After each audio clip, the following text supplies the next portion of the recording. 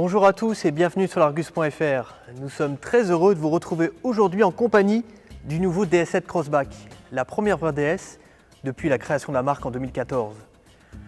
Avec ce nouveau SUV, DS vise clairement Audi.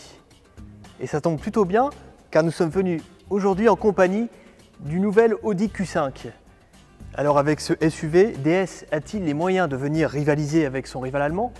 C'est ce que nous allons voir tout de suite. Le DS7 Crossback est donc le premier modèle développé sous l'ère DS. Le style est vraiment sympa. La face avant s'inspire nettement des derniers concept cars de la marque, Divine et E-Tense. Elle se distingue par une grande calandre, beaucoup d'éléments chromés et des phares très effilés.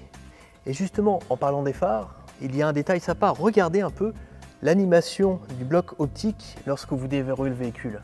Et voici l'arrière du DS7 Crossback. Donc on voit tout de suite qu'il y a eu un gros traitement au niveau des feux traités comme des écailles, mais ce qui marque surtout en voyant l'arrière du DS7 Crossback, c'est l'affiliation qu'il y a avec le Q5, le haillon qui déborde sur les flancs ou encore les feux intégrés dans le bouclier, ça c'est vraiment la signature Audi. La preuve, en face le Q5 fait plus imposant et ce n'est pas qu'une impression car il mesure 9 cm de plus que le DS7 Crossback. La face avant de l'Audi Q5 est plus classique par rapport au français. On a par exemple moins de chrome, on n'a pas de chrome sur la calandre, on n'a pas de phare pivotant, on a un style vraiment très Audi. Mais entre vraiment le côté chic du DS7 Crossback et le côté plus classique du Q5, c'est vraiment une histoire de goût. Nous voici à bord de la DS7 Crossback. Et franchement, on s'y sent plutôt bien. Les sièges sont confortables, en plus ils sont chauffant, ventilé, massant. Bon, il faut quand même souligner que nous sommes ici à bord de la version la première, la série spéciale de lancement, qui représente la version la plus haut de gamme de la DS7 Crossback. Regardez ces deux grands écrans, un qui remplace le compteur à aiguille, et ce grand écran de 12 pouces dans lequel vous pouvez paramétrer la navigation, la musique, la radio. Il est vraiment impressionnant et ça cruste bien dans la console centrale. Et on retrouve aussi un très beau siège, une très belle sellerie en cuir bracelet, vraiment très belle. Des éléments façon chrome avec les commandes qui rappellent un peu ceux de la DS5. Donc franchement, la DS7 Crossback, on met quand même plein la vue à l'intérieur. Dans le Q5, l'ambiance est moins chaleureuse et plus austère. C'est vrai qu'il n'y a pas le côté chic du DS7 Crossback, mais bon, il faut reconnaître que la planche de bord est bien dessinée. On trouve facilement ces marques et l'ergonomie est excellente. Comme dans le DS7 Crossback, il y a deux écrans, un pour les compteurs et un autre central. Bon, c'est vrai qu'il est plus petit, mais surtout, il n'est pas tactile. Quel confort aux places arrière! Et en plus, on manque vraiment pas de place. Mais ce qu'on apprécie le plus, c'est cette petite commande sur la portière qui permet de relever ou d'incliner le dossier pour faire une sieste par exemple. Et ça, c'est vraiment bien. Dans le Q5, on est pas mal non plus. Par contre, l'imposant tunnel central est vraiment handicapant pour le passager du milieu. Et les dossiers ne sont pas inclinables comme dans le DS7 Crossback. Mais le Q5 gagne des points grâce à sa banquette coulissante qui permet soit de gagner de la place pour les jambes, soit de la place pour le coffre. Tiens, en parlant du coffre, allons justement voir comment il est.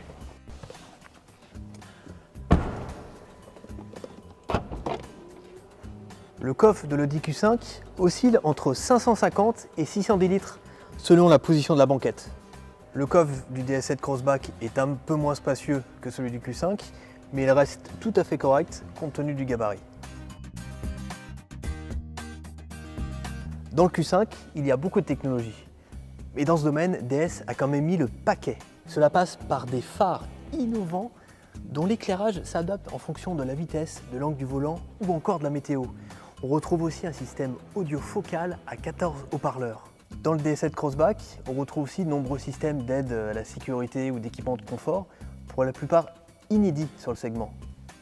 Cette caméra infrarouge, par exemple, détecte la présence d'animaux ou même de piétons la nuit pour éviter les obstacles. Cette caméra ici, située tout en haut du pare-brise, lit la route devant le véhicule et est capable de détecter les irrégularités de la route pour préparer les suspensions à mieux encaisser les chocs et donc à améliorer le confort.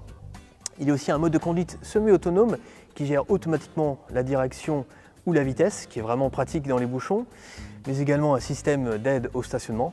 Bref, vous l'aurez bien compris, le DS7 Crossback a vraiment mis le paquet dans le domaine des équipements de sécurité et de confort, et ça, c'est vraiment un plus. Bien sûr, l'Audi Q5 dispose aussi de nombreux équipements, mais pas autant que le DS7 Crossback.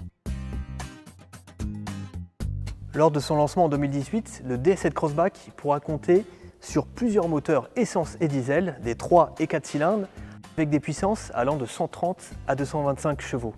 Certaines versions pourront même profiter d'une nouvelle boîte automatique à 8 rapports. Mais sur ce point, le Q5 fait encore mieux avec une offre plus large, des moteurs plus puissants et surtout une transmission intégrale que n'aura le DS7 Crossback lors de l'arrivée de la version hybride en 2019. Vous l'aurez bien compris dans cette vidéo, le DS7 Crossback semble bien armé pour rivaliser avec son rival le Q5. Le style extérieur est vraiment sympa, la présentation intérieure est soignée. Il y a de la place à l'avant comme à l'arrière, du coffre, de nombreux équipements technologiques.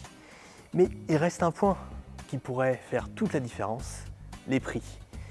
Mais là encore, le DS7 Crossback pourrait marquer de nombreux points. Selon les estimations, la version d'entrée de gamme en diesel serait affichée à environ 32 000 €, soit des prix équivalents au Q3, c'est-à-dire au SUV de la gamme inférieure chez Audi.